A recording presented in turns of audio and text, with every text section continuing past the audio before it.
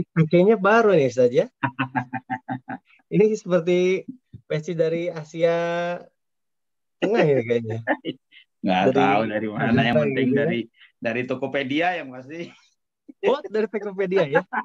Kirain dari Dagestan gitu. Ya Allah. Dari Kazakhstan, Masya Allah. Jakarta apa dari Baik, Pakiswetan gitu. Pakistan. Wah, nah, Masya Allah ya Ustaz. Nah, Barakallahu fiik. Alhamdulillah kita Waalaikumsalam sudah warahmatullahi alhamdulillah. sampai pukul 20 lebih 11.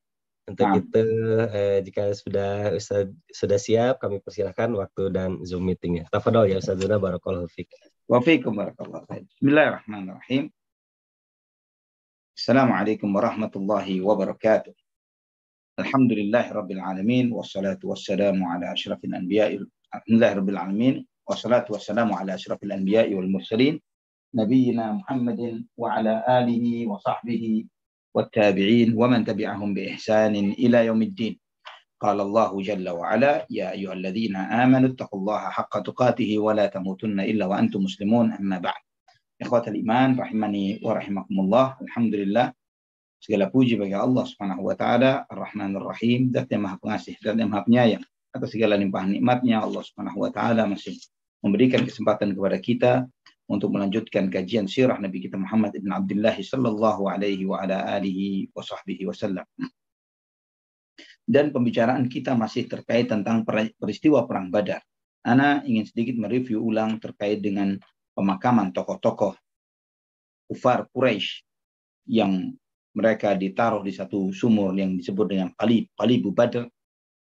Di antara tokoh-tokoh yang ditaruh di sana adalah Utbah bin Rabi'ah. Dan Utbah bin Rabi'ah ini adalah ayah dari salah seorang sahabat Nabi SAW yang bernama Abu Hudzaifah radhiyallahu anhu. Ya, putranya seorang Muslim.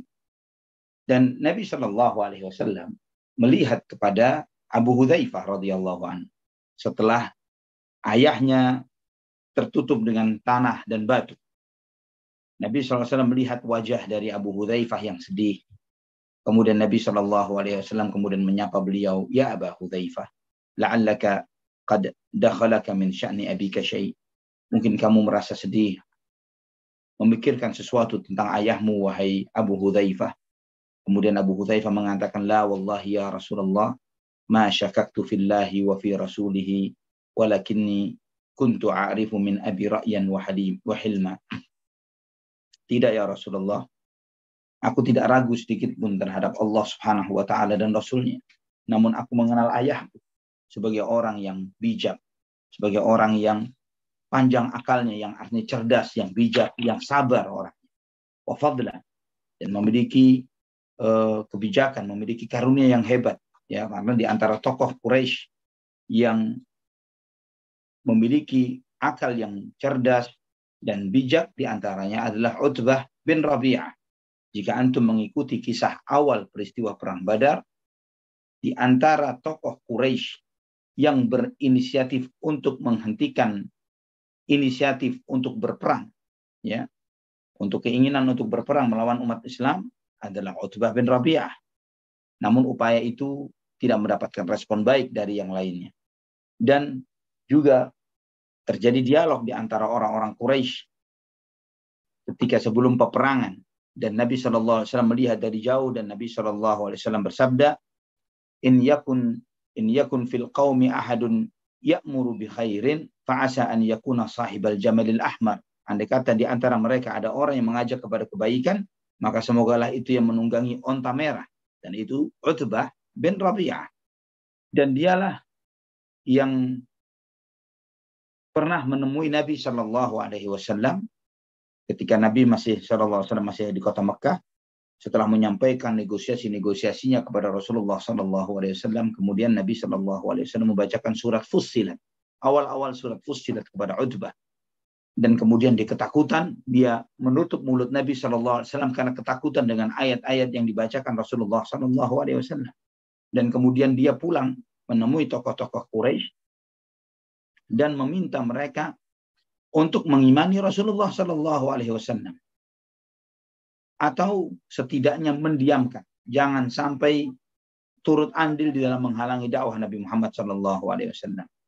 Kata usulan Utbah pada saat itu adalah jika Muhammad menang, maka kemuliaan juga milik kita. Karena dia dari Quraisy. Dan jika dia kalah, maka kita tidak turut andil sama sekali dengan kekalahannya. Itu diantara ide-ide dan gagasan-gagasan Utbah bin Rabi'ah ketika dia masih hidup. Ide-ide cemerlang, tapi di luar hidayah, di luar petunjuk. Dan ini mengajarkan kepada kita, ikhwatal iman rahimani wa rahimakumullah, bahwa tidak cukup bagi seseorang itu memiliki kecerdasan, kepandaian, kecerdikan, tapi tidak mendapatkan hidayah. Ya, berapa banyak orang pintar, tapi tidak mendapatkan hidayah. Tidak ada nilainya kepintaran tanpa hidayah Islam dan iman. Maka sehebat apapun seseorang, secerdik apapun, sepandai apapun dia, walaupun dia pakar dalam banyak urusan-urusan duniawi, namun jika dia jauh dari hidayah Allah Subhanahu wa taala, maka la syai', dia tidak akan mendapatkan kebaikan dari ilmu yang dimiliki, kecerdasan dan kepandaian yang dimilikinya. Ikhwatul iman rahimani wa rahimakumullah, terkait dengan seruan Nabi SAW kepada tokoh-tokoh Quraisy yang telah meninggal dunia, dan Nabi SAW menyampaikan bahwa saat ini mereka mendengar, namun kalian, dan mereka lebih mendengar daripada kalian saat ini, itu telah disampaikan pada pertemuan yang lalu. Dan ikhwatul iman rahimani wa rahimakumullah. Kemudian bagaimana respon orang-orang Quraisy, kafir Quraisy terhadap kekalahan mereka? Sebagaimana antum mengetahui orang-orang musyrikin lari tunggang langgang tanpa keteraturan, mereka tunggang langgang ke sana dan kemari, ke lembah-lembah, ke bukit-bukit. Mereka menjauh dari medan perang Badar, mereka balik pulang ke kota Mekah, dan mereka tidak mengetahui bagaimana mereka pulang dengan keadaan penuh kekalutan, kegalauan di dalam hatinya.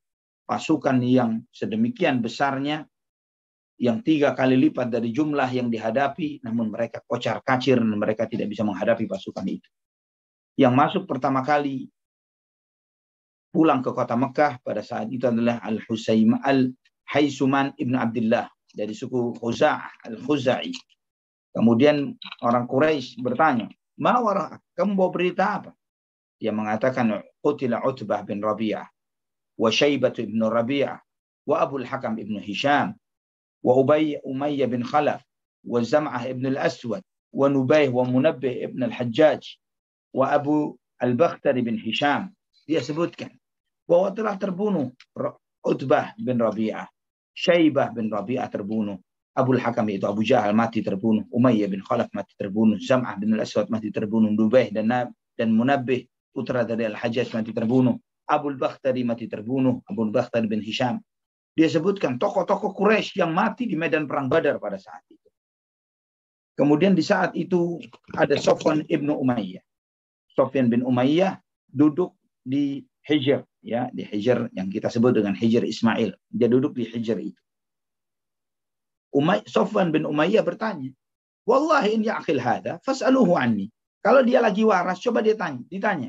Bagaimana tentang aku? Tentang Sofwan bin Umayyah. Kemudian ditanya, bagaimana dengan Sofwan bin Umayyah? Maka orang itu mengatakan, "Wadah, itu dia lagi nongkrong, lagi duduk di Hijr. Dan aku melihat, waqad wallahi ra'aitu abahu wa akhahu hina qutila." Aku melihat ayahnya dan saudaranya ketika mati dibunuh. Subhanallah. Ikhwatal iman rahimani wa rahimakumullah. Di dalam riwayat yang lain disebutkan dalam Musnad Imam Ahmad, Al-Hakim dalam Mustadraknya Ibn Ishaq dalam sirahnya dengan sanad yang dhaif dari Abu Rafi' radhiyallahu an, maula Rasulullah sallallahu alaihi wasallam. Beliau mengatakan bahwa dulu aku adalah budaknya Al-Abbas bin Abdul Muttalib. Dan Islam telah memasuki rumah kami. Dalam rumah ini semuanya Muslim. Abbas masuk Islam, Ummul Fadl istri Abbas telah masuk Islam, aku pun masuk Islam. Dan Al-Abbas, dia sangat segan terhadap kaumnya, terhadap Quraisy. Dan dia tidak mau menyelisihi mereka. Dan dia menyembunyikan Islamnya. Dan Abbas bin Abdul Muttalib, paman Nabi SAW ini memiliki harta yang banyak tersebar di kalangan kaumnya. Jadi di antara profesi Abbas bin Abdul Muttalib di masa jahiliyah adalah meminjamkan hutang, meminjamkan uang dengan riba yang nantinya dibatalkan oleh Nabi Shallallahu Alaihi Wasallam pada waktu Hajjatul Wada. Dan ikhwatul iman rahimani wa rahimakumullah. Adapun Abu Lahab, ya Abbas bin Abdul Muttalib paman Nabi Shallallahu Alaihi Wasallam, Abu Lahab paman Nabi Shallallahu Alaihi Wasallam. Kalau Abbas masuk Islam, tapi Abu Lahab tidak masuk Islam. Namun dia tidak hadir dalam peristiwa perang Badar. Dia digantikan oleh Al-As bin Hisham ibnul Mughirah. Ketika terdengar peristiwa kalahnya kaum muslimin pada peristiwa perang Badar tersebut, sebagaimana yang telah Allah Subhanahu wa taala tetapkan akan kekalahan untuk mereka, maka kaum muslimin merasa bahagia. Yang ada di kota Mekah yang belum hijrah, mereka merasa bahagia. Padahal kata Abu Rafi' radhiyallahu an, aku ini orang yang lemah. Dan aku ini membuatkan busur anak panah. Kerjaannya dia seperti itu. Yang aku kerjakan biasanya di sisi tempat, di sisi sumur Zam-Zam. Dan ketika itu aku sedang merapikan anak-anak panah ini, di sisiku ada Ummul Fadl yang sedang duduk. Dan kami sangat bahagia.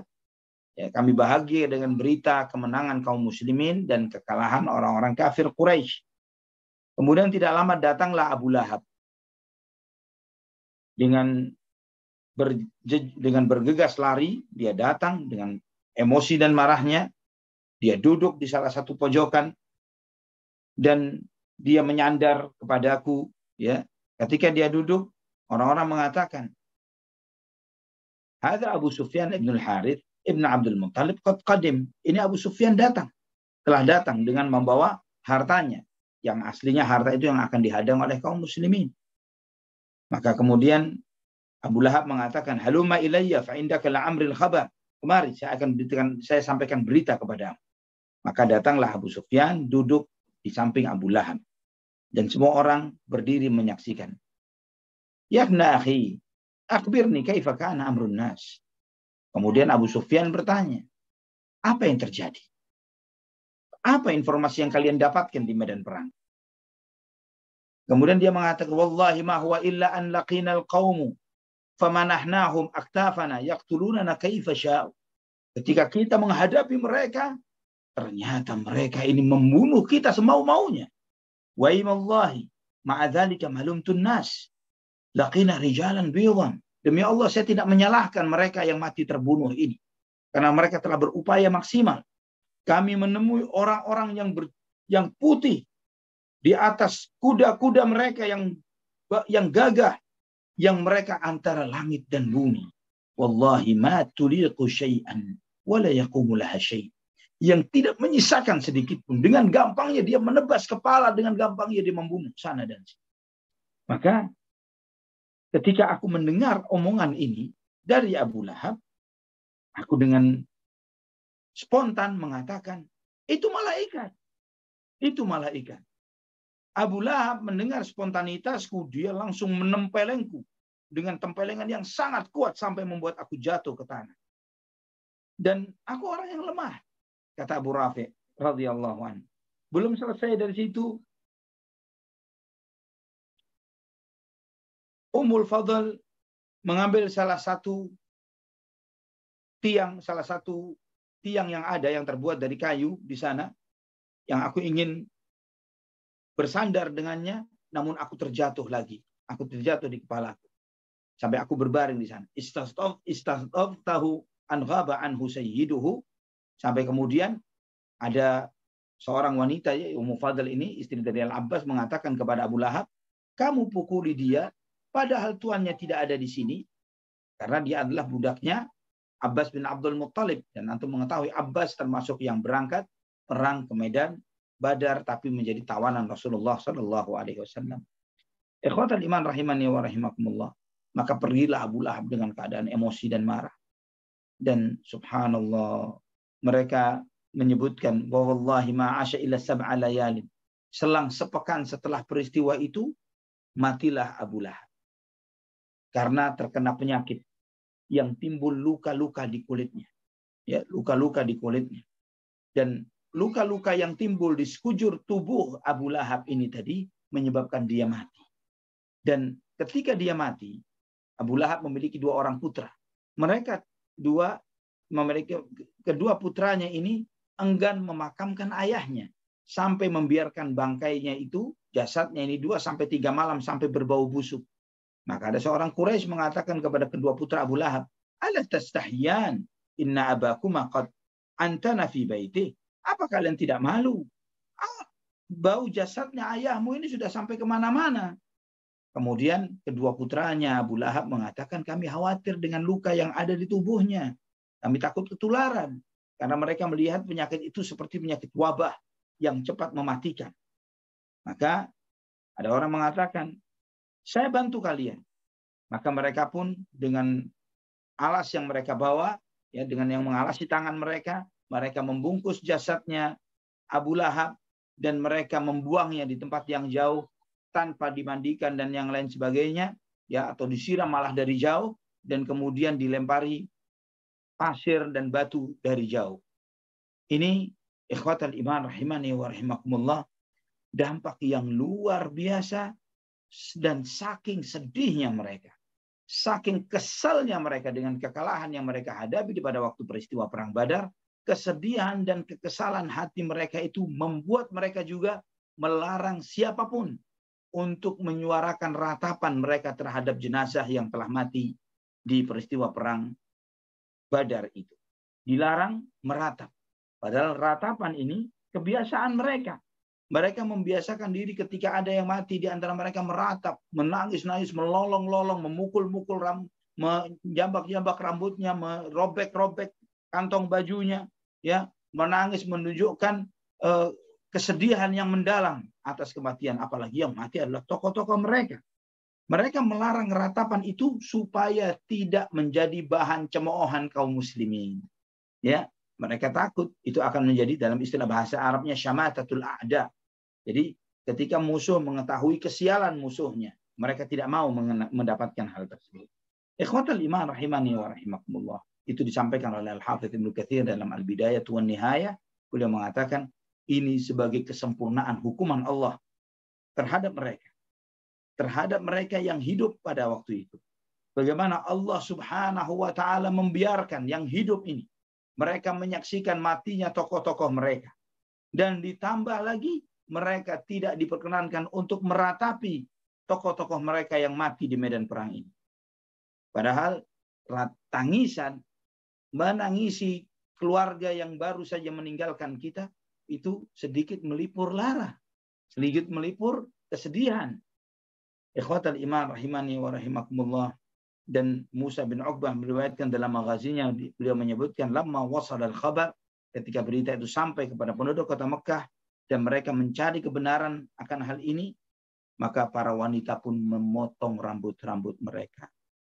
Mereka menyembelih kuda-kuda mereka dan memotong onta-onta mereka sebagai tebus sial, sebagai tebus sial. Ikhwatal iman rahimani wa rahimakumullah. Al-Aswad ibn Abdul Muttalib ini di antara orang yang anaknya, 3 orang anaknya mati terbunuh pada waktu peristiwa Perang Badar ini. Ya, mati terbunuh di antara kalangan orang-orang musyrikin Quraisy. Dan dia ingin untuk meratapi putra-putranya. 3 anaknya mati di peristiwa Perang Badar. Namun dia tidak boleh. Tidak ada yang boleh meratapinya. Sampai pada suatu malam, dia mendengar seorang wanita melolong, meratap. Dia ingin mengira, dan saat itu Al-Aswad bin Abdul Muttalib ini sudah tua, sudah buta, maka dia tidak berangkat bersama orang-orang kafir Quraisy yang lainnya. Maka setelah mendengar ratapan lolongan wanita di suatu malam, maka kemudian dia memerintahkan salah satu budaknya untuk cari tahu, apa sudah boleh meratap. Kalau meratap, saya akan meratapi putraku yang meninggal. 3 orang mati pada waktu peristiwa Perang Badar ini. Karena hatiku terbakar. Dia mengatakan begitu, hatiku terbakar. Namun apa kata si budak? Innama hiya imra'atun tabki ala ba'irin laha adallathu. Ini seorang wanita yang menangis karena ontanya yang hilang. Maka kemudian dengan kesalnya Al-Aswad bin Abdul Muttalib mengatakan, "Atabki an yadhilla laha ba'irun wa yamna'ana minan naumis suhudi?" فلا تبكي على بكر ولكن على بدر تقاصرت الجدود وبكى إن بكيت على عقيل وبكى حارثا أسد الأسود وبكيهم لا تسمى جميعا وما لأبي حكيمة من نديد على قد ساد بعدهم رجال ولولا يوم بدر لم يسود. Apakah engkau atau dia perempuan ini menangisi onta yang hilang darinya, dan kemudian kita dilarang untuk meratapi kesedihan yang lebih mendalam ini? Sedangkan tidak sepantasnya dia meratapi onta yang hilang. Dan lebih pantas lagi peristiwa perang Badar yang kematian, yang kesedihan itu merata di seluruh Makkah. Dia menangis kepada seekor onta yang lari. Dan tidak menangisi tokoh-tokoh pembesar-pembesar yang mati. Ini sedangkan kematian putraku di antara putranya bernama Abu Hakimah. Sedangkan kematian Abu Hakimah tidak ada tandingannya. Yang gara-gara kematian tokoh-tokoh ini, naiklah yang lainnya menjadi tokoh. Yang andai kata jika bukan karena peristiwa perang Badar, orang-orang yang sekarang jadi tokoh, jadi pimpinan itu tidak akan pernah menjadi pimpinan. Karena memang ketika terjadi matinya tokoh-tokoh dan pemimpin-pemimpin, maka otomatis dicari penggantinya. Dan pada saat itu dia sebutkan, ala qad sa'ada ba'dahum rijalan walaula yauma badrin lam yasudu. Telah muncul pemimpin-pemimpin baru yang jika bukan karena peristiwa perang Badar, mereka tidak akan duduk sebagai pemimpin. Ikhwatal iman rahimani wa rahimakumullah. Nabi SAW berdiam di Badar 3 hari. Dan itu memang di antara kebiasaan beliau SAW. Dan kemudian beliau pulang ke kota Madinah bersama tawanan beliau dari kawanan orang-orang musyrikin. 70 orang tawanan. Di antaranya ada Uqbah bin Abi Mu'aid, An-Nadhr ibn Harith. Ini 2 tokoh yang paling jahat di antara tokoh-tokoh kafir Quraisy. Yang jika antum ingat tentang peristiwa jahatnya mereka, ya, ketika mereka di kota Mekah, mereka inilah di antaranya yang pernah menginjak leher Nabi SAW ketika sholat, yang mengasih kotoran binatang ketika Nabi SAW sholat. Itu Uqbah bin Abi Mu'aid yang mencekik Rasulullah SAW. Dan juga Nabi SAW membawa harta rampasan perang yang diperoleh dari medan perang tersebut. Yang dititipkan, yang diberikan amanah untuk menjaganya adalah Abdullah bin Ka'ab al-Ansari radhiyallahu anhu.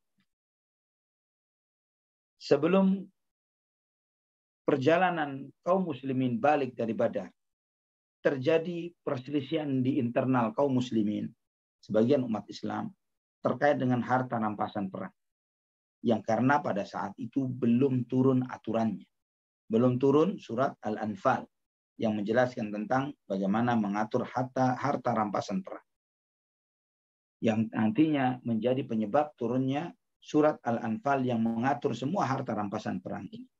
Ikhwatal iman rahimani wa rahimakumullah, Imam Ahmad di dalam musnadnya meriwayatkan dengan sanad yang hasan dari Abu Umamah al-Bahili radhiyallahu an. Beliau mengatakan, aku bertanya kepada Ubadah ibn Samit radhiyallahu an tentang harta rampasan perang. Maka beliau menyebutkan, fina ma'syara ashabi badrin nazalat hina ikhtalafna fil anfal. Bahwa surat Al-Anfal itu turun kepada kami yang ikut perang Badar ketika kami berselisih tentang harta rampasan perang tersebut. Wasa'at fihi akhlaquna, yang pada saat itu akhlak kami sangat buruk. Fantaza'ahu Allahu min aidina, maka Allah pun mengambilnya dari tangan kami. Wa ja'alahu ila Rasulillah sallallahu alaihi wasallam, dan menjadikan pengaturan rampasan perang itu pada Nabi sallallahu alaihi wasallam.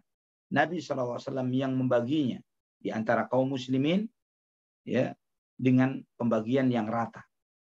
Ini disebutkan dalam Musnad Imam Ahmad, juga Ishaq dalam sirahnya dengan sanad yang dihasankan oleh Al-Hafidh Ibnu Hajar Al-Asqalani di dalam Fathul Bari. Ikhwatan iman rahimani wa rahimakumullah.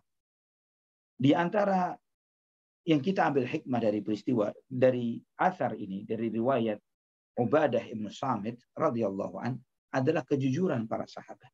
Bahwa para sahabat ini bukan hanya meriwayatkan hal-hal positif yang positif bagi mereka. Hal-hal buruk terkait mereka pun mereka riwayatkan. Termasuk sampai beliau menyebutkan dalam athar ini, wasa'at fihi akhlaquna. Akhlak kita buruk pada saat itu. Dan kesadaran seseorang akan kekurangan yang ada pada dirinya adalah di antara bagian dari tazkiyatun nafs. Ketika seseorang sadar bahwa dirinya memiliki kekurangan, kelemahan, aib, ya, hal-hal yang lemah yang ada pada, oh akhlak anak buruk, oh anak begini, anak begitu. Kesadaran akan hal itu akan membuat dirinya menjadi lebih baik. Dan itu yang selalu diajarkan oleh Nabi kita Muhammad SAW. Bagaimana beliau SAW mengajarkan di antara doa ketika khutbah, na'udzubillahi min syururi anfusina wa sayyiati a'malina. Kita berlindung kepada Allah dari keburukan diri kita dan kejelekan amal perbuatan kita. Diajarkan oleh Nabi setiap khutbah, kita berlindung dari keburukan diri kita dan jeleknya amal perbuatan kita.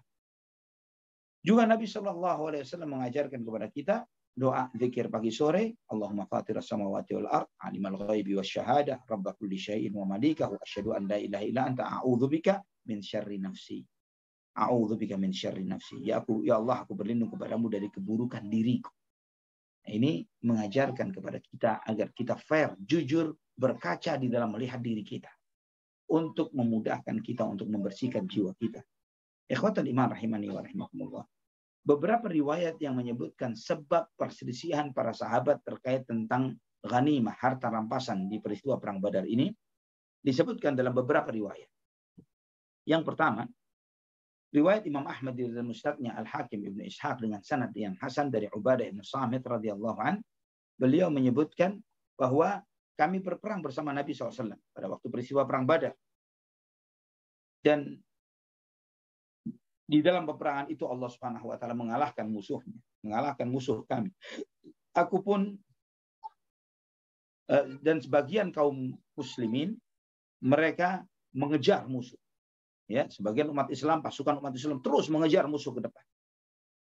Sebagian lagi mereka mengumpulkan harta ghanimah. Jadi terbagi menjadi 3 golongan umat Islam, 3 golongan dari pasukan kaum muslimin. Yang pertama mengejar musuh yang lari tunggang langgang. Yang satu lagi mereka mengumpulkan harta ghanimah, harta rampasan perang. Dan yang satu lagi mereka bersama Nabi SAW menjadi tamengnya Rasulullah SAW. Nah, ketika di waktu malam, ya, ketika di waktu malam dan kemudian mereka semuanya berkumpul, yang mengumpulkan harta ghanimah, harta rampasan perang mengatakan, kami yang mengumpulkan. Maka yang lain nggak punya hak. Kami yang ngumpulin, kenapa yang lain merasa sok punya? Adapun yang kelompok yang pertama, yang mengejar musuh mengatakan, kalian tidak lebih berhak dari kami. Kami yang menghadang musuh itu dan mengusir mereka sampai menjauh dari kalian. Dan adapun yang melindungi Nabi SAW bersama Rasulullah SAW mengatakan bahwa kalian tidak lebih berhak dari kami. Kami bersama Nabi SAW. Kami khawatir terhadap kepribadi Rasulullah SAW. Ya, kami sibuk untuk melindungi Rasulullah SAW pada waktu peristiwa perang Badar ini. Maka kemudian karena hal itulah turunlah surat Al-Anfal ayat 1. Yas'alunaka 'anil anfal qulil anfalu lillahi war rasul fattaqullaha wa aslihu dzata bainikum. Mereka bertanya kepadamu tentang harta rampasan perang. Katakanlah bahwa harta rampasan perang itu milik Allah dan Rasulnya. Maka bertakwalah kalian kepada Allah dan berdamailah di antara kalian. Berdamailah di antara kalian. Perbaikilah hubungan di antara kalian. Ini riwayat yang pertama. Riwayat yang berikutnya yang diriwayatkan oleh Ibnu Hibban dalam sahihnya, Abu Dawud dalam sunannya dengan sanad yang sahih sesuai dengan syarat Muslim dari Ibnu Abbas, dari Ubadah ibn Samit, sekarang Ibnu Abbas radhiyallahu anhu. Beliau mengatakan waktu ketika terjadi peristiwa perang Badar, maka Nabi SAW menyampaikan, man fa'ala kadza wa kadza falahu minan nafli kadza wa kadza. Barang siapa yang melakukan ini dalam medan perang, dia akan mendapatkan jatah sekian dalam rampasan perang. Demikian. Maka anak-anak muda bergegas melakukan sesuai dengan apa yang disampaikan oleh Nabi Shallallahu Alaihi Wasallam. Mereka sangat bersemangat. Adapun yang senior-senior, mereka tetap menjaga panji, mereka berjihad, menjadi tameng sisi belakang di dalam medan perang dan terus demikian. Mereka tidak seperti semangatnya yang muda-muda. Ketika terjadi kemenangan ini, maka yang tua-tua mengatakan, kalian yang melindungi, kami yang melindungi kalian. Kalau kalian kalah, siapa yang akan maju? Ya kami. Jadi jatah ghanimah itu juga kami memiliki hak akan hal itu. Namun sebagian yang muda mengatakan enggak. Kami yang maju, kami yang disesuai dengan disampaikan oleh Nabi SAW. Kami yang berhak akan hal tersebut. Maka itulah yang diantara penyebab turunnya firman Allah Subhanahu wa taala, yas'alunaka 'anil anfal, qulil anfalu lillahi war rasul, sampai firman Allah Subhanahu wa taala, kama akhrajaka rabbuka min baitika bil haqq wa inna fariqan minal mu'minina lakarihun. Ya, ayat-ayat pertama dari surat Al-Anfal. Sebab yang lainnya ikhwatal iman, yaitu sebagaimana diriwayatkan oleh Imam Ahmad di dalam musnadnya dengan sanad yang hasan li ghairihi, dari Sa'ad ibn Abi Waqqas radhiyallahu an, beliau menyatakan bahwa ketika terjadi peristiwa perang Badar, adikku terbunuh. Ya, antum tahu namanya Umair, adiknya terbunuh. Dan aku membunuh Al-As bin Sa'id. Aku pun mengambil pedangnya Al-As bin Sa'id ini. Yang pedang itu disebut dengan Dzal Katifah. Yang besar, pedangnya besar. Ya, yang disebut dengan Dzal Katifah. Aku membawa kepada Nabi SAW pedang ini, pedangnya Al-As bin Sa'id. Aku tunjukkan kepada Nabi. Nabi SAW bersabda, idhab fatrahu fil qadab. Taruh di harta rampasan perang yang lain. Artinya jangan kamu bawa, kata Nabi SAW. Dikumpulkan dulu. Maka aku pun balik. Aku sangat sedih dengan kematian adikku. Dan kemudian aku tidak mendapatkan apapun dari harta rampasan perang tersebut. Dan tidak lama sebelum aku berjejak, turunlah firman Allah di surat Al-Anfal ini. Maka Nabi SAW bersabda kepada aku, idhab fakhudh sayfak. Ya, Nabi SAW bersabda kepada Sa'ad bin Abi Waqqas, ambil pedangmu ini. Riwayat yang serupa juga diriwayatkan oleh Imam Ahmad, At-Tirmidzi dengan sanad yang hasan dari Sa'ad ibn Abi Waqqas radhiyallahu an, beliau berkata, aku berkata kepada Nabi, kepada Rasulullah SAW, ya Rasulullah, saya telah bersedih yang luar biasa dalam peperangan ini karena saudaraku yang meninggal dunia. Izinkan pedang ini milikku, Dzal Katifah ini. Maka Nabi SAW bersabda, inna hadha sayfa laysa laka walali. Da'hu. Pedang ini bukan milikku dan juga bukan milikmu. Biarkan di sini. Maka aku pun meletakkannya. Kemudian aku pun meletakkan pedang itu, dan di dalam hatiku semoga pedang ini tidak diberikan kepada orang yang mengalami musibah sama seperti aku. Kemudian saya mendengar ada orang yang menyeru memanggilku dari belakang. Setelah aku berjejak beberapa langkah. Kemudian aku bertanya, apakah turun ayat tentang diriku? Kemudian Nabi SAW bersabda kepada aku, kunta sa'altani sayf wa laysa huwa li wa innama qad wuhiba li fa huwa lak. Tadi kamu bertanya kepadaku tentang pedang ini. Dan tadi bukan milikku.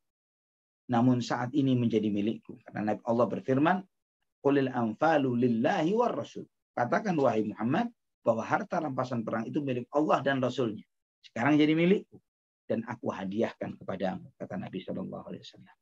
Ya, ini diantara sebabnya. Dari hadis-hadis ini, ikhwatal iman, menunjukkan kepada kita bahwa seluruh peristiwa ini menjadi sebab turunnya surat Al-Anfal. Ya, dan itu adalah sesuatu yang wajar ketika terjadi beberapa tragedi atau beberapa kasus yang menjadi turunnya satu ayat atau beberapa ayat yang menetapkan hukum untuk menyelesaikan beberapa kasus yang terjadi secara bersamaan. Dan di antara para ulama ahli tafsir telah menegaskan bahwa sangat mungkin bahwa turunnya suatu ayat karena beberapa sebab yang bersamaan, ya, atau beberapa sebab yang berbeda. Wallahu a'lam. Kemudian ikhwatal iman rahimani wa rahimakumullah, ketika Nabi Shallallahu Alaihi Wasallam sampai di daerah namanya Safra, di dalam perjalanan pulang ke kota Madinah, Nabi Shallallahu Alaihi Wasallam membagi ghanimah ini, membagi harta rampasan perang kepada kaum muslimin. Nabi Shallallahu Alaihi Wasallam mengambil khumus, memang hak untuk ahlul bait beliau, untuk seluruh kerabat dari Bani Hashim, ya, khumus 1/5, dan kemudian sisanya dibagikan kepada kaum muslimin. Nabi Shallallahu Alaihi Wasallam memberikan kepada para sahabatnya yang tidak menyaksikan perang Badar karena uzur. Ya, di antara para sahabat ada yang tidak hadir perang Badar karena uzur. Di antaranya adalah Utsman ibnu Affan radhiyallahu an, yang merawat istrinya yang sedang sakit, yaitu Ruqayyah binti Rasulullah sallallahu alaihi wasallam. Ya, istri yang sedang sakit yaitu Ruqayyah, putri Nabi Muhammad sallallahu alaihi wasallam. Dalam Sahih Bukhari disebutkan oleh Zubair bin Al-Awwam radhiyallahu an, beliau mengatakan, "Duribat yauma badrin lil muhajirin bimi'ati sahmin," bahwa pada waktu peristiwa perang Badar, kaum muhajirin mendapatkan 100 saham, 100 bagian. Dalam Sahih Bukhari dan Muslim juga dari Ali bin Abu Thalib radhiyallahu anhu disebutkan bahwa aku memiliki seekor unta dewasa yang merupakan jatahku pada waktu peristiwa perang Badar, dan juga Nabi Shallallahu Alaihi Wasallam memberikan satu unta dewasa lagi yang merupakan bagian dari khumus. Ya, khumus ini adalah hak Rasulullah SAW dan ahlul baitnya dan kerabatnya, yaitu 1/5 dari setiap harta ghanimah. Jadi Nabi menerimanya dan kemudian membagi-baginya kepada kaum muslimin. Ikhwatal iman rahimani wa rahimakumullah. Dalam Musnad Imam Ahmad dan Abu Dawud dengan sanad yang dhaif, yang sanadnya lemah, dari Ibnu Mas'ud radhiyallahu anhu, beliau menyebutkan, "Nafalani Rasulullah sallallahu alaihi wasallam yauma Badrin sayfa Abi Jahal."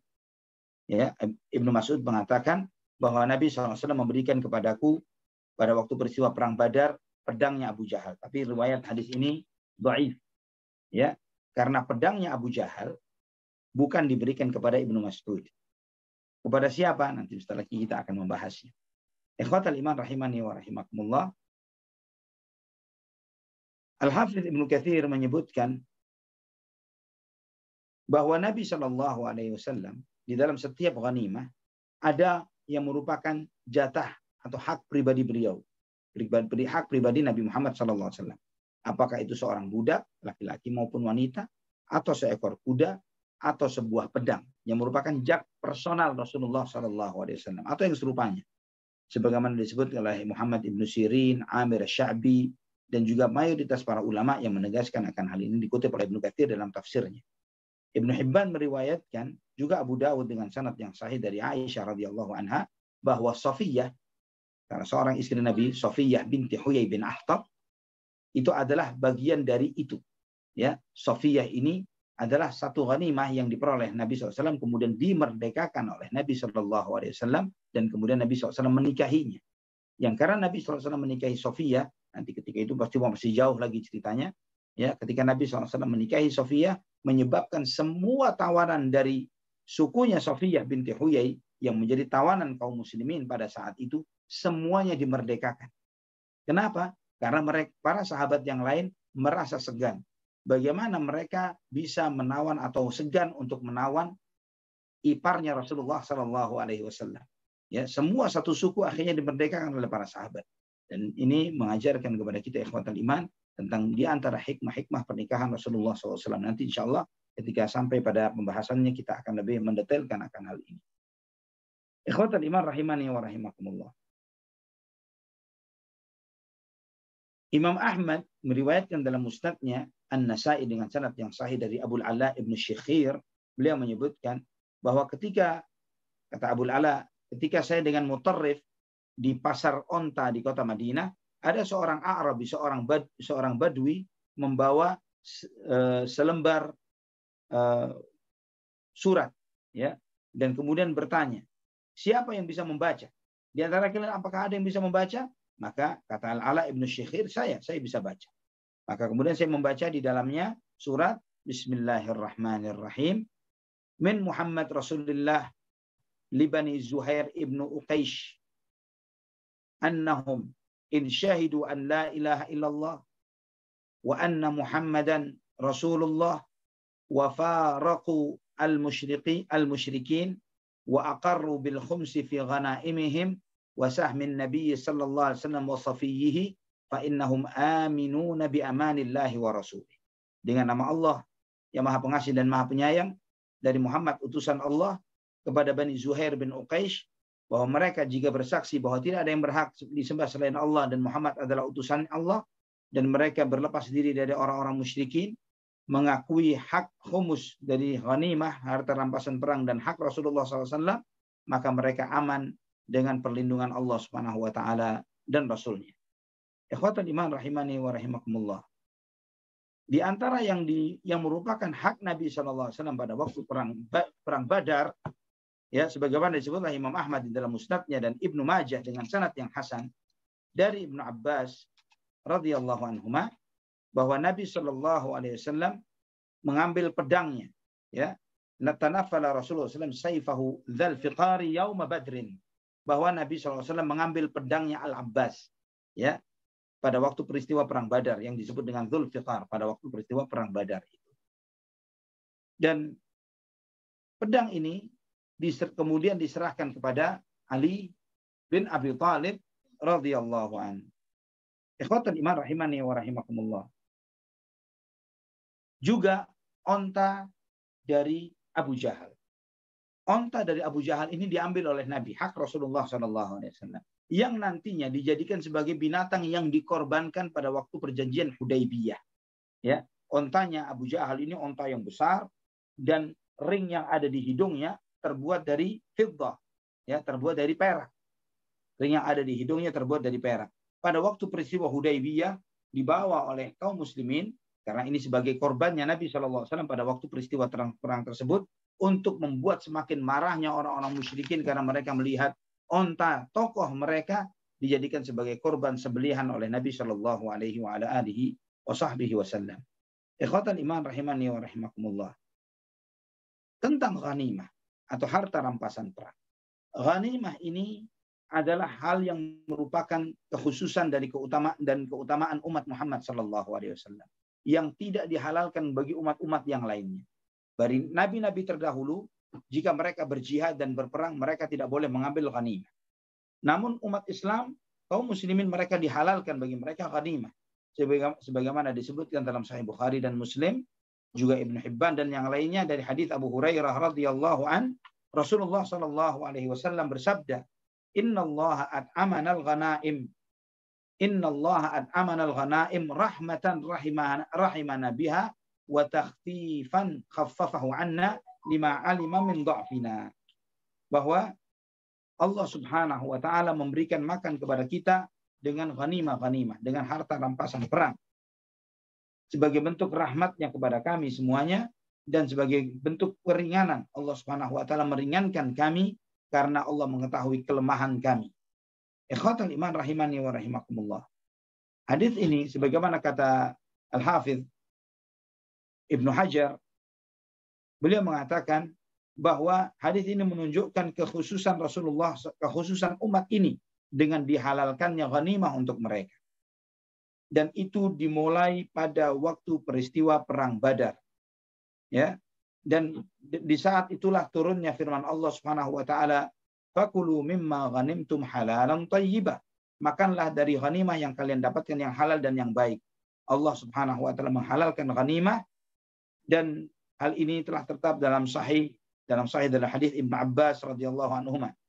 Dan sebagian sirah menyebutkan, kata Ibnu Al-Hafidz Ibnu Hajar, bahwa ghanimah itu pertama kali dibagi adalah dari syariahnya Abdullah bin Jahsh radhiyallahu anhu. Dan itu terjadi 2 bulan sebelum peristiwa perang Badar. Namun kata Al-Hafidz Ibnu Hajar bahwa Nabi SAW memang sengaja menunda pembagian ghanimah untuk syariah Abdullah bin Jahsh sampai selesainya perang Badar, baru dibagi oleh Nabi Shallallahu Alaihi Wasallam. Ikhwatul iman rahimani wa rahimakumullah. Ibnu Hibban meriwayatkan di dalam sahihnya, juga Imam Ahmad dalam musnadnya dengan sanad yang sahih sesuai dengan syarat Bukhari dan Muslim dari Abu Hurairah, Rasulullah SAW bersabda, "Lam tahillal ghanaimu li ahadin sudir ru'usi qablakum, kanat tanzilu minas sama'i narun fatakulaha." Tidak pernah dihalalkan bagi salah seorang sebelum kalian yang menang perang untuk mengambil ghanimah. Karena harta rampasan perang itu dikumpulkan, kemudian turunlah api memakan harta rampasan perang tersebut. Kemudian ketika terjadi perang Badar, kaum muslimin mengumpulkan ghanimah ini, maka Allah Subhanahu wa taala pun menurunkan firman-Nya di surat Al-Anfal, di antaranya di ayat 68 dan 69 dari surat Al-Anfal. Allah Subhanahu wa taala berfirman, "Laula kitabun minallahi sabaqa lamassakum fima akhadtum adzabun azim. Fakulu mimma ghanimtum halalan thayyiba." Jika bukan karena ketetapan yang telah berlaku terlebih dahulu di sisi Allah Subhanahu wa taala, niscaya kalian pasti akan tersentuh dengan azab yang pedih, azab yang besar. Maka makanlah dari ghanimah yang kalian peroleh ini dengan yang halal dan yang baik. Ikhwatal iman rahimani wa rahimakumullah, ini tentang ghanimah. Dan sedikit ana singgung terkait tentang pedang Dzulfiqar. Di dalam beberapa athar disebutkan bahwa sebagaimana Syekhul Islam Ibnu Taimiyah rahimahullah menyebutkan bahwa pedang itu awalnya adalah milik Abu Jahal, ya, Dzulfiqar, yang kemudian diserahkan kepada Ali bin Abi Thalib, awalnya adalah milik Abu Jahal sebagaimana Syekhul Islam menyebutkan dalam Minhajus Sunnatin Nabawiyah. Dan kemudian setelah perang Badar diserahkan kepada Ali bin Abi Thalib oleh Nabi SAW.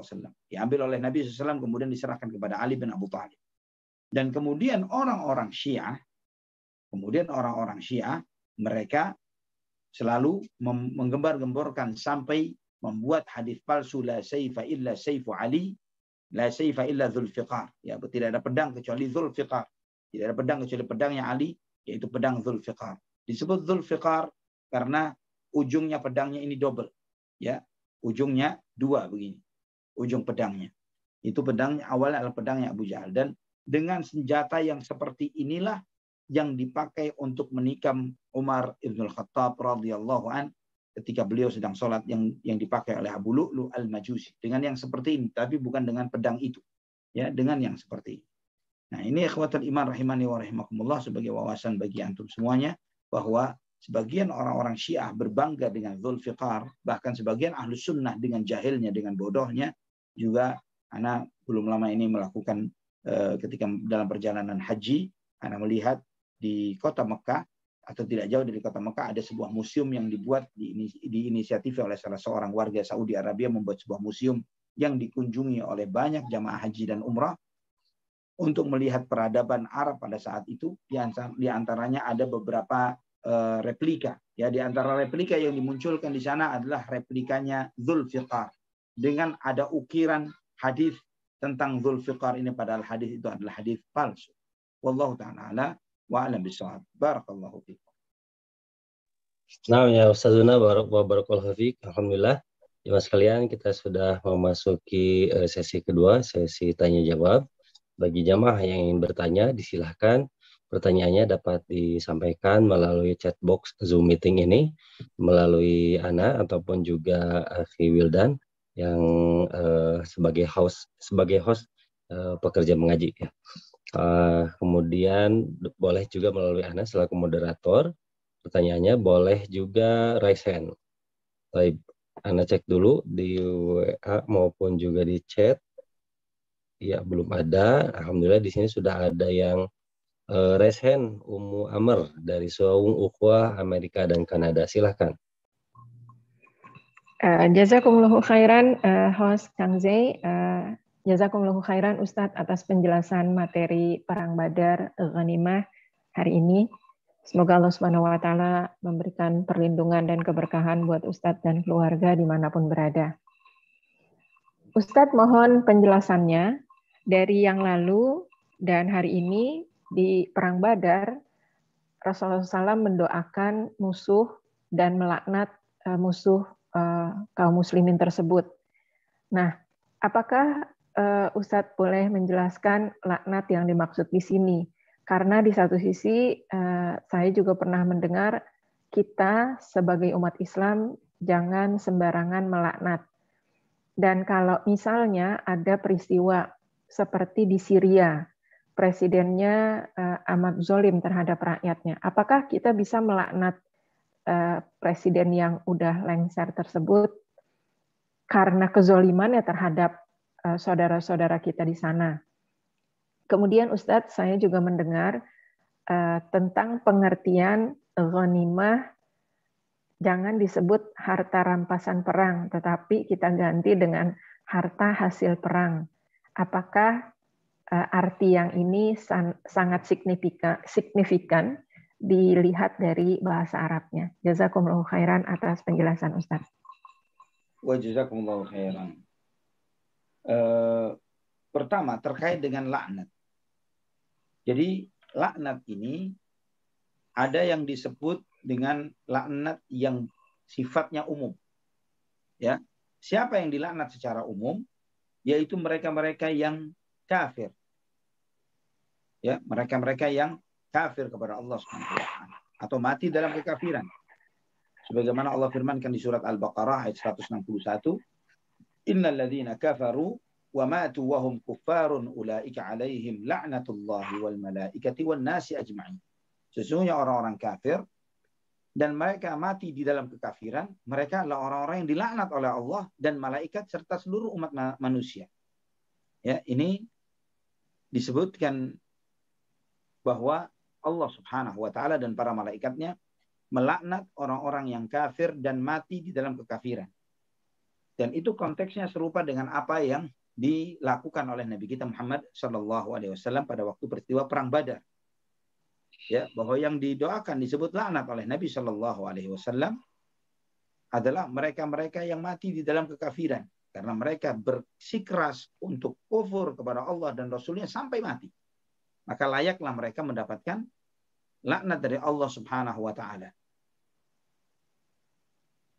Ikhwatul iman rahimani wa rahimakumullah. Kemudian ada lagi yang laknat secara spesifik, ya, secara personal. Seperti yang diberikan kepada misalnya ketika orang itu masih hidup, yaitu Abu Lahab. Ya, dengan turunnya firman Allah, tabbat yada abi lahab wa tab ma aghna anhu maluhu wa ma kasab sayasla naran dzata lahab. Ya, ditegaskan dengan sangat tegas bahwa Abu Lahab akan masuk ke dalam api yang menyala-nyala. Ya, laknat itu secara harfiah, secara bahasa adalah artinya dijauhkan dari rahmat Allah Subhanahu wa taala. Maka di sini kita mengetahui bahwa laknat itu bisa bersifat umum dan bisa bersifat khusus.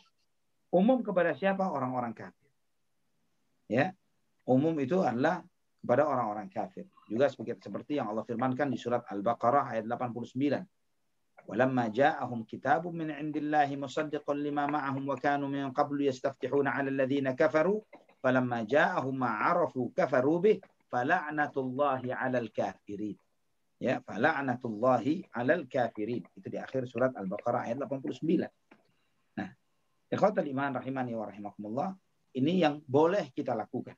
Misalnya ketika kita menyebut orang kafir secara umum, la'natullah 'alal kafirin.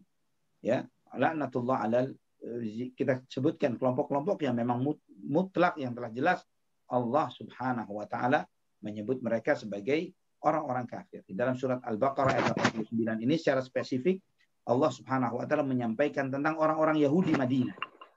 Ya, fala'natullahi 'alal kafirin di surat Al-Baqarah ayat 89 ini terkait tentang orang-orang Yahudi Madinah yang mereka ini dengan ketika sebelum diutusnya Nabi Muhammad sallallahu alaihi wasallam mereka merasa akan menolong, menopang, membela Nabi Muhammad sallallahu alaihi wasallam. Namun setelah diutusnya Nabi Muhammad sallallahu alaihi wasallam mereka berbalik arah, ya, sehingga mereka malah melawan Rasulullah sallallahu alaihi wasallam. Juga orang-orang yang berdusta atas nama Allah Subhanahu wa taala, yang berbohong atas nama Allah Subhanahu wa taala, sehingga mengatakan bahwa Allah Subhanahu wa taala punya anak, ya, itu adalah sikap yang zalim. Ya, di antara firman Allah surat Hud ayat 18, "Wa man azlamu mimman iftara 'ala Allahi kadhiba, ulaika yu'raduna 'ala rabbihim wa yaqulu al-ashhadu ha'ula'i alladhina kadhabu 'ala rabbihim ala la'natullahi 'ala zalimin. Ya, tidak ada yang lebih zalim. Ya, siapakah yang lebih zalim daripada orang-orang yang mengada-adakan, berbohong atas nama Allah Subhanahu wa taala. Ya, berbohong atas Allah Subhanahu wa taala. Mereka inilah yang nanti akan dihadapkan kepada para malaikat, kepada seluruh umat manusia, para saksi, para nabi dan yang lain sebagainya. Mereka lah yang berdusta terhadap Tuhan mereka. Ketahuilah, laknat Allah bagi orang-orang yang berbuat zalim. Allah melaknat orang-orang yang berbuat zalim. Ini sifatnya umum. Ada yang sifatnya khusus seperti kepada Abu Lahab, kepada Iblis, kepada Fir'aun. Sosok-sosok yang memang dengan jelas Allah Subhanahu wa taala melaknat mereka. Nah, pertanyaannya, di zaman kita sekarang, apakah boleh seperti yang dilakukan oleh sebagian kaum muslimin misalnya melaknat sebagian pemimpin-pemimpin negara-negara tertentu, ya, yang mereka itu menzalimi rakyat mereka. Wallahu a'lamu bishawab. Ikhwatal iman rahimani wa rahimakumullah. Jika pemimpin-pemimpin tersebut konteksnya adalah orang-orang kafir, maka boleh. Konteksnya adalah mereka adalah orang-orang kafir. Walaupun melaknat yang masih hidup, itu masih dalam tanda yang masih hidup, ini tidak selalu benar. Kenapa? Bisa jadi yang masih hidup masuk Islam atau bertaubat kepada Allah Subhanahu wa taala di antara orang-orang kafir tersebut. Dan kalaupun adapun jika yang dilaknat adalah muslim atau pemimpin kaum muslimin, maka itu tidak diperkenankan, tidak boleh. Ya. Sebagai contoh dalam kasus lainnya, dalam kasus yang pernah terjadi juga di dalam sejarah Nabi, di dalam sejarah para sahabat, yaitu terbunuhnya cucu Rasulullah SAW di hari yang serupa dengan hari ini, yaitu di tanggal 10 Muharram, hari Ashura, yaitu terbunuhnya Husain bin Ali bin Abu Talib radhiyallahu anhu. Yang pemerintahan pada saat itu di bawah pemerintahan Yazid bin Muawiyah. Yazid bin Muawiyah ya sedikit banyak turut andil karena dialah yang mengirim pasukan yang walaupun pasukan itu memang diamanatin bukan untuk membunuh. Pasukan itu diamanatin untuk membawa pulang Husain bin Ali radhiyallahu anhu ke kota Madinah atau membawanya untuk menghadap kepadanya di negeri Syam. Namun dua-duanya tidak dilakukan, malah mereka membunuh Husain bin Ali bin Abu Talib. Nah, sebagian orang berinisiatif untuk melaknat Yazid bin Muawiyah, melaknat dia dan seterusnya. Ini sebagaimana yang sering dilakukan oleh orang-orang Syiah Rafidah. Nah, ikhwatal iman rahimani wa rahimakumullah. Adapun sikap Ahlus Sunnah menyikapi pemimpin-pemimpin yang fasik dan zalim. Ya, terkait dengan kefasikan dan kezaliman ini, ya terkait dengan perbuatan dan sikap. Ketika dia lebih cenderung kepada maksiat dan dosa, maka dia orang-orang fasik. Termasuk juga misalnya menghalalkan atau dengan gampangnya membunuh rakyatnya. Seperti yang dilakukan oleh sebagian pemimpin-pemimpin kaum muslimin yang ada di muka bumi saat ini. Namun apakah boleh melaknat mereka? Ini tidak diperkenankan. Tidak boleh. Kenapa? Kenapa tidak diperkenankan dan tidak boleh? Karena orang-orang fasik bukanlah orang-orang kafir. Orang fasik ini selama dia belum menghalalkan kefasikannya, maka dia muslim di antara umat Islam. Nah, karena dia muslim di antara kaum muslimin, orang-orang tersebut mungkin dimaafkan oleh Allah Subhanahu wa taala nantinya. Sebagaimana Allah Subhanahu wa taala firmankan, "Innallaha la yaghfiru ay yushraka bihi wa yaghfiru ma duna dzalika liman yasha." Sesungguhnya Allah Subhanahu wa taala tidak mengampuni orang yang berbuat kesyirikan dan mengampuni dosa selain itu bagi siapa yang dikehendaki oleh Allah. Artinya selain syirik ada kemungkinan diampuni oleh Allah Subhanahu wa taala dengan rahmat dan ampunannya. Atau juga dia mendapatkan jatah dari doanya kaum muslimin yang lainnya. Allahumma ighfir lil muslimina wal muslimat wal mu'minina wal mu'minat. Dia dapat jatah dari situ. Atau mungkin dia karena musibah-musibah kehidupan yang dia alami itu menghapuskan dosa-dosanya. Atau dia bertaubat sebelum matinya. Dan banyak aspek yang menyebabkan kita tidak boleh melaknat orang fasik. Tidak boleh melaknat orang fasik. Kecuali kalau seseorang itu kafir dan mati pada kekafirannya. Sebagaimana tadi beberapa ayat yang disampaikan. Wallahu a'lam bishawab. Ini terkait dengan melaknat. Apalagi melaknat pemimpin atau pemimpin kaum muslimin. Itu tidak mendatangkan kebaikan sama sekali. Bahkan menimbulkan madarat yang lebih besar. Dan anehnya lagi. Ikhwatal iman rahimani wa rahimakumullah. Kenapa tidak ini bukan sebagai provokasi atau mengajak untuk melaknat seseorang. Tapi yang disalahkan, yang paling utama yang disalahkan adalah pemicu masalah. Siapa yang berinisiatif, yang menggagas untuk melakukan perlawanan terhadap pemerintahan yang sah. Baik pemerintahan kaum muslimin atau pemerintahan orang-orang kafir. Dengan segala keterbatasan umat Islam, baik jumlah maupun persenjataan mereka. Siapa yang menjadikan itu sebagai sebuah bagian dari jihad, ya, sebagaimana yang banyak disuarakan, melawan tauhid dan yang lain sebagainya, melakukan perlawanan, melakukan kekerasan dan lain sebagainya. Yang antum dan kita semuanya melihat bahwa semua tindakan-tindakan perlawanan terhadap pemerintahan yang sah di seluruh muka bumi, baik itu pemerintahan muslim apalagi, ya, yang muslim terutama, dan juga termasuk juga yang kafir, itu tidak akan mendatangkan kemaslahatan untuk Islam, untuk kaum muslimin, dan juga untuk dakwah. Sehingga kita melihat dampak-dampaknya. Namun setelah tragedi ini terjadi seperti ini, 1 juta atau bahkan lebih umat Islam mati terbunuh di Suriah. Mana ulama-ulama yang menyuarakan jihad, mempropagandakan jihad pada saat itu? Kemana mereka semua sekarang? Mereka nyaman di negeri-negeri mereka. Mereka nyantai. Mereka tetap dengan posisi-posisi mereka, dan mereka tidak merasa bersalah dengan apa yang terjadi saat ini. Mereka lebih pantas disalahkan ketimbang pemerintahan-pemerintahan yang memang diganggu status quo-nya. Wallahu ta'ala ala wa alam bishawab. Wallahu alam bishawab. Terkait pertanyaan kedua saya agak lupa tadi. Tentang ghanimah, Ustaz. Ghanimah. Penyebutan ghanimah sebagai hasil perang. Iya, Ustaz. Betul. Mengenai ghanimah diartikan sebagai hasil perang itu boleh-boleh saja, ya, karena Ana sendiri menggunakan istilah yang populer di negeri kita. Ana baru dengar jazakillahi khair mengenai penyebutan sebagai hasil perang, ya. Kalau harta rampasan perang atau pampasan perang ini pada hakikatnya adalah sesuatu yang ghanimah, ini wajar. Artinya wajar itu apa? Secara internasional negara manapun, ya, ketika mereka menang perang maka mereka akan mengeksploitasi habis negara yang dikalahkan. Tapi subhanallah, ghanimah di dalam Islam tidak seperti itu. Ya, antum dan kita semuanya membaca di dalam sejarah bahwa kaum muslimin dan negerinya umat Islam tidak, atau khilafah Islam tidak memperkaya diri, bagaimana dalam sejarah-sejarah khilafah Islam, terutama di awal-awal Islam, tidak memperkaya dirinya dengan mengeraup dan mengambil kekayaan dari negeri yang ditaklukkan. Tapi malah sebaliknya adalah memperkaya negeri-negeri tersebut. Dan memang terjadi penyimpangan di akhir-akhir pemerintahan kaum muslimin, karena ketika mereka lebih berorientasi kepada duniawi dan mulai melirik pada gaya hidup seperti kebarat-baratan, di saat itulah terjadi kemunduran, degradasi yang merusak sikap yang semestinya. Namun di masa Islam, di masa khilafah kaum muslimin, di masa khulafaur rasyidin, Abu Bakar wa Uthman wa Ali radhiyallahu anhum, ghanimah itu hanya apa yang mereka peroleh di medan perang, tapi mereka tidak akan mengambil kekayaan dari negeri-negeri yang mereka taklukkan, dan bahkan sebaliknya mereka membangun negeri-negeri tersebut.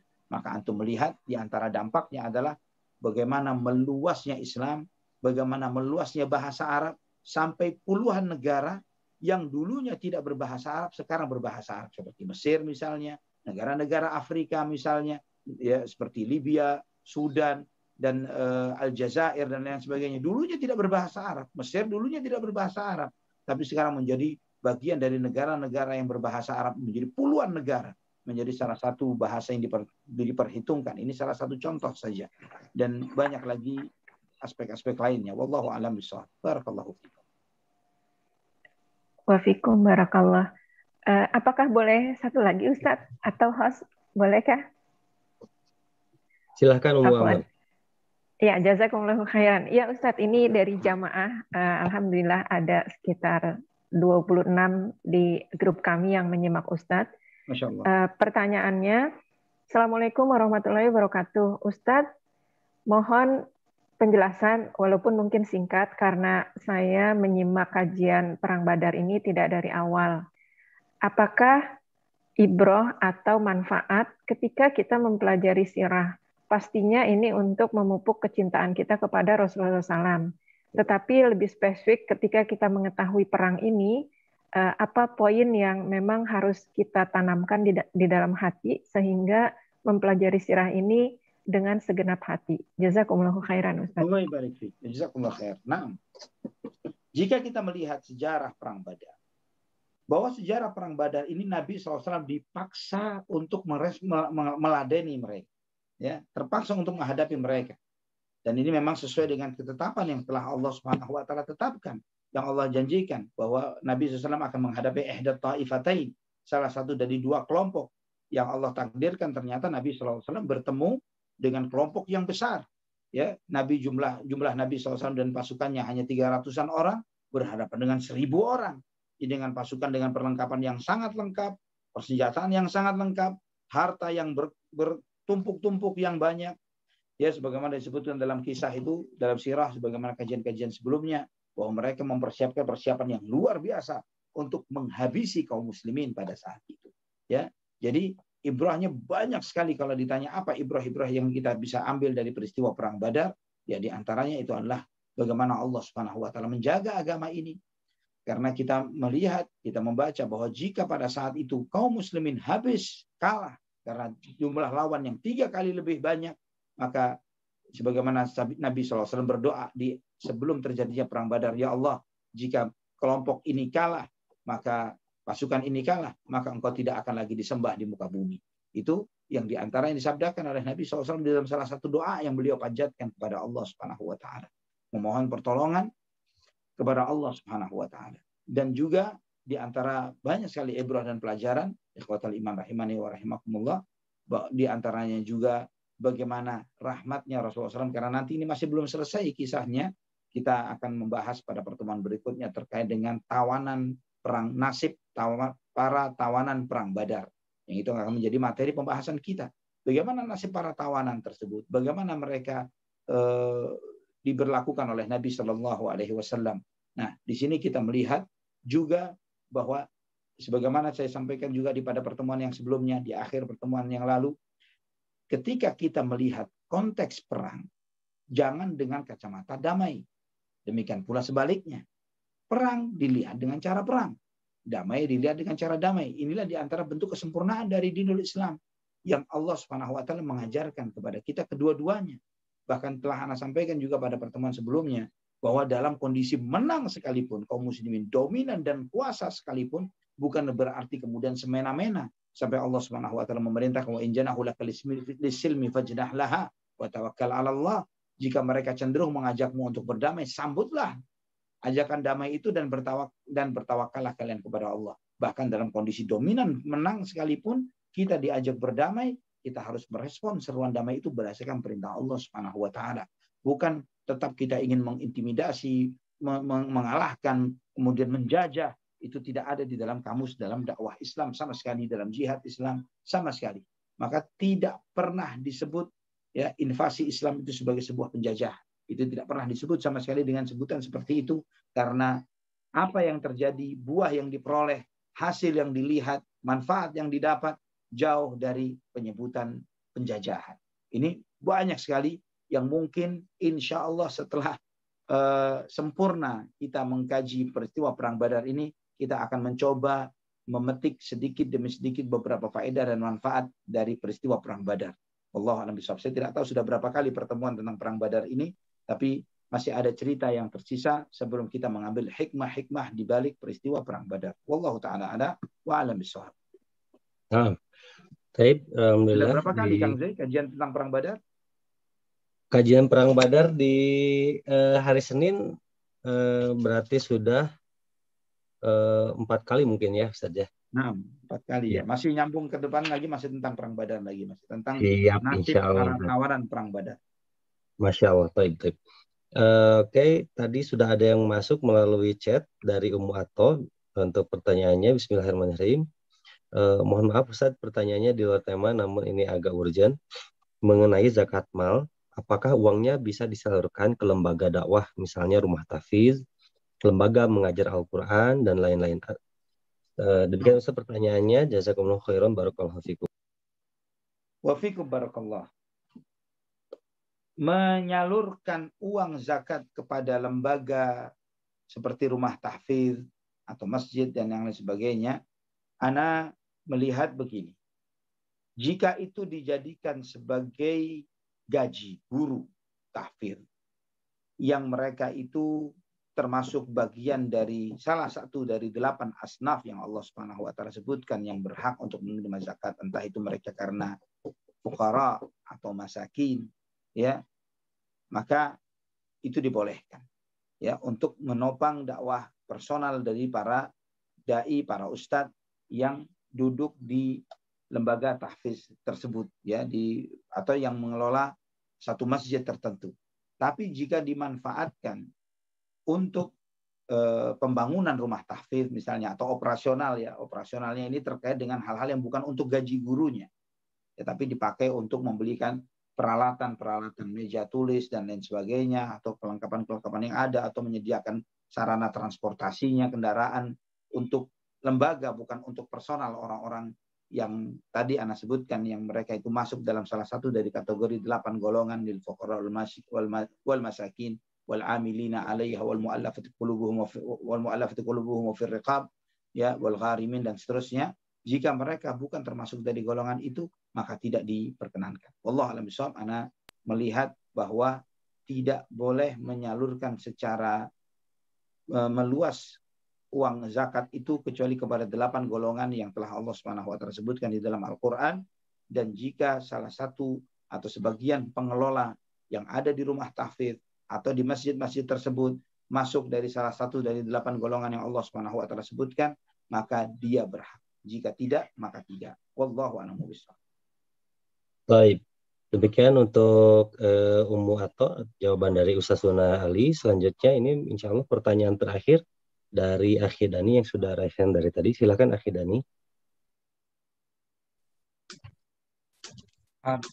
Bismillah.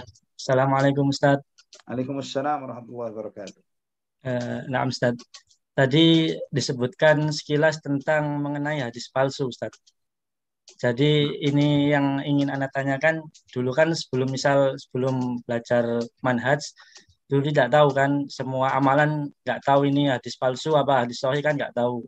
Nah setelah mengaji, oh ternyata ini ada dai sunnah misalnya menjelaskan ini hadis derajatnya sahih, oh ini palsu, ini maudhu gitu kan Ustaz. Nah setelah belajar, kadang ada amalan-amalan yang hadis palsu yang tersebar di sebagian masyarakat itu kan masih diamalkan misal Ustaz. Di kalangan keluarga misal, ketika mengamalkan, nah Ana jelaskan misal ini derajatnya hadis ini misalkan palsu gitu. Setelah Ana ngikutin dai-dai yang insya Allah bermanhaj salaf gitu Ustaz. Nah yang ditanyakan, yang Ana tanyakan maksudnya itu, ketika ditanya balik, bagaimana mengetahui hadis ini dikatakan palsu, sahih atau gimana gitu Ustaz. Nah Ana sebagai penuntut ilmu yang masih kurang pemahaman tentang agama gitu, bagaimana menjelaskan ke saudara atau keluarga atau teman-teman yang terdekat gitu Ustaz. Segitu aja Ustaz. Assalamualaikum warahmatullahi wabarakatuh. Nah, memang ada ilmunya secara spesifik. Namun saat ini juga ada beberapa cara mudah untuk memahaminya. Tapi memang ketika antum memahami bahasa Arab akan lebih mudah lagi, ya. Karena ada beberapa aplikasi bahkan saat ini, ya, bahkan seperti ada salah satu maktabah syamilah yang namanya maktabah syamilah, itu adalah maktabah yang sangat dekat dengan para talibul ilm. Satu namanya maktabah sendiri, namanya perpustakaan yang sangat besar, yaitu sangat memakan memori, itu bahkan sampai lebih dari 500 giga filenya, itu berisi jutaan kitab, ya, sehingga ketika kita ingin mengakses atau mencari suatu hadis atau suatu tema tertentu dari rujukan sekian banyak, yaitu bisa dengan sangat mudah kita mengumpulkannya dan mengaksesnya. Ini salah satu contoh mendasar. Tapi juga ada beberapa aplikasi, ya, aplikasi yang bisa muat di HP kita untuk mengetahui derajat suatu hadis, ya, untuk mengetahui derajat suatu hadis. Itu ada beberapa, misalnya Al-Mawsu'ah Al-Hadithiyah misalnya. Al-Mawsu'ah Al-Hadithiyah itu ensiklopedia hadis. Itu ada aplikasinya, tapi berbahasa Arab. Sayangnya begitu. Jadi ketika antum mengetik suatu hadis, kemudian dia akan keluar hasilnya bahwa hadis itu derajatnya bagaimana, berada dalam kitab apa, statusnya lemah atau sahih atau bagaimana. Kalau misalnya sahih di dalam kitab apa, dan antum ingin tahu lebih detail syarahnya bagaimana, itu bisa antum dapatkan. Ya, kalau misalnya itu dhaif, itu siapa yang mendhaifkannya, di kitab mana, dan kalaupun antum masih penasaran kenapa kok dhaif ya gitu ya, kitabnya itu antum klik lagi sumbernya, akan merujuk kepada kitab itu sendiri di halaman sesuai dengan yang menjadi rujukannya. Itu beberapa aplikasi yang alhamdulillah, beberapa aplikasi yang seperti itu ada di HP Ana juga yang sering Ana manfaatkan, di antaranya seperti tadi Ana sebutkan Al-Mawsu' Al-Hadithiyah, ada juga Al-Bahithul Hadithi. Jadi pencari hadis ya, dalam bahasa Indonesia pencari hadis. Itu kita tinggal kita klik, kemudian akan keluar. Ya, kemudian akan muncul ini di kitab ini, di jilid sekian, nomor sekian, jilid sekian, nomor sekian, jilid sekian, dan kemudian ketika diputusi bahwa oleh seorang ulama ahli hadis, misalnya Ibnu Hajar Al-Asqalani atau Syekh Al-Albani atau Ibnu Hajar Al-Haythami atau yang lainnya, hadis ini sahih atau dhaif, di dalam kitab apa, kita lebih penasaran, di kitab itu benar nggak nukilannya adalah seperti ini, kita klik, nama kitabnya akan muncul di halaman kitab itu sendiri ya, dan kemudian kita bisa membaca keterangannya langsung di dalam kitab tersebut. Ini di antara kemudahan-kemudahan di zaman modern ini. Nah, jika antum memahami bahasa Arab, antum bisa mendownload aplikasi-aplikasi tersebut dan bisa antum manfaatkan juga. Wallahu a'lamu bishawab. Syukran Ustaz. Jazakallahu khair. Nah. Baik, alhamdulillah dari pertanyaan Akhi Dani tersebut merupakan pertanyaan terakhir sekaligus juga untuk menutup kajian pada malam hari ini. Tafadhal Ustaz untuk memberikan pesan-pesannya kepada kami semua. Tema akan datang apa Kang Zai? Tema akan datang nasib para tawanan perang di para tawanan perang Badar. Nah, nasib gitu, para tawanan perang Badar itu yang menjadi materi kita akan datang, yang nanti insya Allah ikhwatal iman selesai dari pembahasan perang Badar ini kita akan mencoba memetik banyak sekali hikmah, luar biasa banyak sekali hikmah yang bisa kita ambil dalam peristiwa perang Badar ini. Tapi ya jelas ketika kita akan memetik hikmah-hikmah itu, kita tidak akan mungkin mengeksploitasi atau mengeksplorasi seluruhnya, ya, mengeksplorasi keseluruhan dari faedah itu, karena akan menjadi ribuan faedah, akan sangat banyak sekali manfaat pelajaran yang sangat banyak di dalam pelajaran ini. Namun kita akan memetik hal-hal besar terkait dengan perjalanan dakwah, terkait dengan bagaimana kita hidup di zaman kita ini, dan pelajaran-pelajaran apa yang bisa kita ambil di dalam kehidupan, ya, dari peristiwa ini. Wallahu a'lam bishawab. Barakallahu fiik. Baik, barakallahu fiik. Alhamdulillah, syukran jazakallahu khairan kepada Ustazuna Al-Ihsan Bawazir yang telah menyampaikan berbagai macam faedah-faedah atas penjelasan dari pembagian ghanimah perang Badar, yang pelajaran ini sangat kita butuhkan sekali gitu. Dan boleh jadi nanti suatu saat hikmah-hikmah ini dapat kita tuai gitu ya, seperti itu. Sekali lagi kami haturkan banyak terima kasih Ustaz atas waktunya. Jazakumullahu khairan. Dan mohon maaf ini melebihi waktu yang ditentukan karena tidak ngeh gitu, saking serunya, saking asiknya mendengarkan. Oh, ternyata sudah jam 21 lebih 14 tadi ketika pembahasan pertanyaannya, dan sekarang sudah 21 lebih 28. Masya Allah, tabarakallah. Baik, sekali lagi mohon maaf Ustaz atas kelebihan waktunya. Nah, Bas, masalah. Masya Allah, mudah-mudahan menjadi pahala jariah kepada Ustaz dan juga keluarga Ustaz yang sudah mengizinkan waktu istirahat, waktu bercengkrama dengan keluarganya untuk memberikan manfaat, memberikan memberikan ilmu ya, pada ilmu yang bermanfaat insya Allah bagi kita semua. Amin ya rabbal alamin. Barakallahu fiik Ustaz, jazakallahu khairan. Amin ya selamat istirahat. Baik, barakallahu. Amin. Kita tutup dengan doa kafaratul majlis. Subhanakallahumma wa bihamdika asyhadu an la ilaha illa anta astaghfiruka wa atubu ilaik. Assalamualaikum warahmatullahi wabarakatuh. Waalaikumsalam warahmatullahi wabarakatuh. Terima kasih Ustaz. Afwan, hayakumullah kan Zai. Iya, hayakumullah Ustaz. Jazakallahu khairan kepada jamaah sekalian yang sudah hadir pada malam hari ini. Atas perhatiannya kami haturkan banyak terima kasih, dan juga seluruh kru yang bertugas pada malam hari ini, kru pekerja mengaji, dan tentu saja